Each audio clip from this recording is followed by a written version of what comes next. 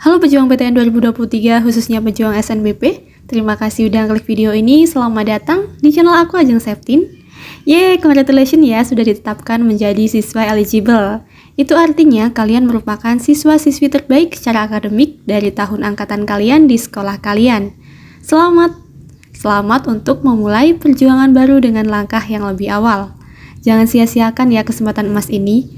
Berusahalah semaksimal mungkin, persiapkan syarat administrasinya dan juga pastinya terapkan strategi yang jitu. Kalau itu semua kalian persiapkan dengan matang, kemungkinan peluang lolosnya juga tinggi. Karena dari beberapa tahun yang lalu banyak peserta SNMPTN, kalau sekarang itu namanya SNBP ya, didiskualifikasi karena tidak memenuhi syarat administrasi. Oleh karena itu, usahakan semua administrasi kalian siapkan dengan teliti. Oke, setelah mempersiapkan beberapa hal penting tadi, sekarang aku mau ngasih gambaran gimana sih dan apa aja yang dilakukan peserta saat pendaftaran seleksi prestasi. Yang dulunya itu namanya SNMPTN, kalau sekarang namanya sudah ganti yaitu SNBP. Oke, langsung aja simak penjelasannya berikut ini. Yang pertama, kalian harus hafal jadwal-jadwalnya ya, baik itu jadwal pendaftaran akunnya dan juga jadwal pendaftaran SNBP-nya. Please banget jangan sampai kalian tuh lupa jadwal itu ya. Takutnya kelupaan beneran sampai waktu penutupan. Kan sayang ya, dapat kesempatan emas malah disia-siain. Yang kedua, daftar akun SNPMB. Pendaftaran akun SNPMB bagi siswa eligible memang dijadwalkan lebih dulu. Silahkan segera mungkin lakukan pendaftaran akun setelah dilakukan pembukaan. Jangan nanti-nanti ya, karena semakin lama websitenya itu akan semakin sulit diakses. Apalagi kalau mepet penutupan. Itu menguras kesabaran yang cukup tinggi ya. Apalagi buat yang kesabarannya tuh setipis tisu gitu. Aku saranin banget kalian daftarnya pas jam pembukaan atau tengah malam. Biasanya di tengah malam itu memang agak mudah diaksesnya ya. Next, yang ketiga, setelah daftar akun dan berhasil aktivasi, silahkan login kembali ke akun SNPMB kalian melalui website portal SNPMB BP3 Kemdikbud. Aku saranin banget kalian loginnya menggunakan Google Chrome ya. Karena biasanya kalau pakai Chrome itu nggak lemot. Pastikan juga sinyalnya dalam kualitas yang baik, supaya waktu aksesnya juga semakin cepat. Yang selanjutnya, seandainya kalian itu nanti tidak bisa login, padahal udah dipastikan banget email dan juga sandinya betul. Silahkan perbaiki atau tulis email kalian dengan awalan huruf kapital. Misalnya, emailnya ajengseptin2@gmail.com. Nah, itu A-nya menggunakan huruf kapital. Yang huruf selanjutnya menggunakan huruf kecil. Tapi kalau misalkan kalian tuh benar-benar lupa gitu, silahkan cari tombol lupa password yang biasanya terletak di bawah kolom password itu, kemudian diklik dan ikuti petunjuknya. Maka akan muncul pilihan beberapa menu lagi seperti verbal, verifikasi data sekolah dan siswa, dan juga menu SNBP. Silahkan pilih yang menu SNBP. Apabila kalian menemukan tulisan yang berisi pernyataan kesungguhan mendaftar SNBP dan kesediaan menerima segala konsekuensinya, silahkan setujui pernyataan tersebut dengan cara melakukan checklist pada kolom yang disediakan. Apabila tidak ada, langsung aja lanjut ke pendaftarannya.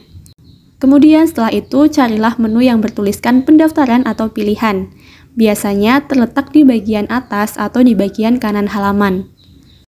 Nanti apabila kalian menemukan informasi singkat yang memuat data diri kalian, silahkan scroll aja ke bawah. Kemudian klik menu lihat pendaftaran. Setelah diklik, maka akan muncul aturan terkait pemilihan program studi yang mana di SNBP 2023 itu, peserta diperbolehkan memilih satu pilihan dengan domisili bebas, dan juga dua pilihan dengan syarat salah satu pilihannya harus satu domisili dengan asal sekolah. Perlu diingat baik-baik ya, aturan ini jangan sampai kalian kelupaan. Setelah itu, klik tombol selanjutnya. Kemudian akan muncul pilihan perguruan tinggi. Nah, silahkan cari PTN tujuan kalian. Kalau udah nemu, silahkan diklik. Setelah tulisan PTN tadi diklik, maka akan muncul berbagai program studi yang terdiri dari prodi kelompok Saintek dan juga kelompok Sosum. Silahkan kalian cari prodi pilihan kalian dengan cara mengeklik sampai muncul bulatan di samping prodi pilihan. Bagi yang hendak memilih dua pilihan, lakukan hal yang sama, yakni dengan mencari PTN tujuan dan juga prodi tujuannya. Prodi yang tadi sudah dipilih tidak akan hilang ya, jadi silahkan bisa langsung mencari prodi lain untuk ditempatkan pada urutan kedua. Kemudian kalau udah yakin dengan pilihannya, silahkan klik selanjutnya. Kemudian kalian akan masuk ke halaman yang di situ terdapat informasi tentang biodata kalian, alamat rumah, dan juga data orang tua kalian. Silahkan diisi yang masih kosong dan coba perhatikan kolom yang terdapat tanda bintang merah, itu tandanya wajib diisi. Jadi tidak boleh dikosongi ya.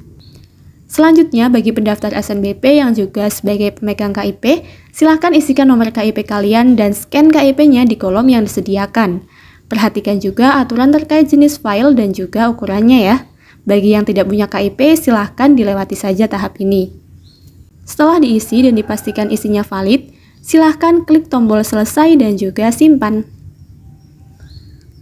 Ingat ya, dalam mengisi data-data di halaman ini, pastikan tidak terdapat kesalahan sedikit pun.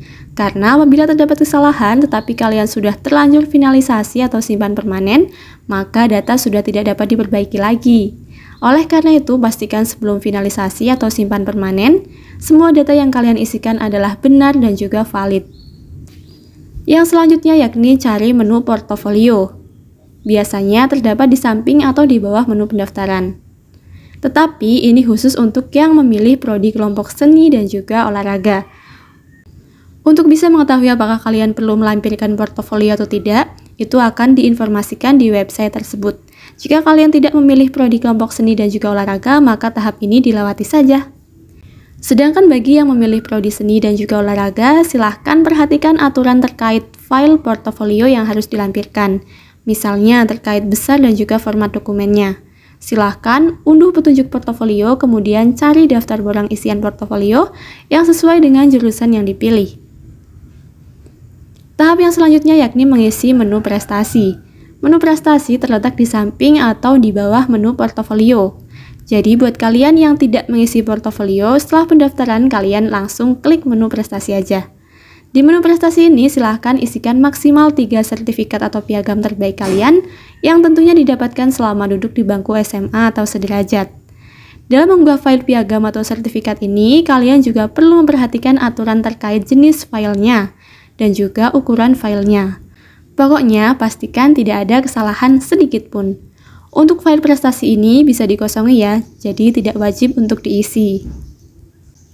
Tahap yang selanjutnya yakni finalisasi atau simpan permanen. Sebelum finalisasi, silahkan setujui pernyataan bahwa semua data yang kalian isikan adalah benar sehingga dapat dipertanggungjawabkan. Setelah yakin, silahkan klik finalisasi. Setelah itu, maka unduh dan cetak kartu peserta menggunakan HVS ya. Kartu ini berfungsi untuk membuka pengumuman SNBP kelak dan juga sebagai syarat administrasi yang akan dikumpulkan ke PTN apabila kalian dinyatakan lolos. Oke, kiranya itu saja yang dapat aku sampaikan di video kali ini. Semoga memberikan gambaran ya tentang bagaimana sih alur pendaftaran SNBP. Terima kasih sudah menonton.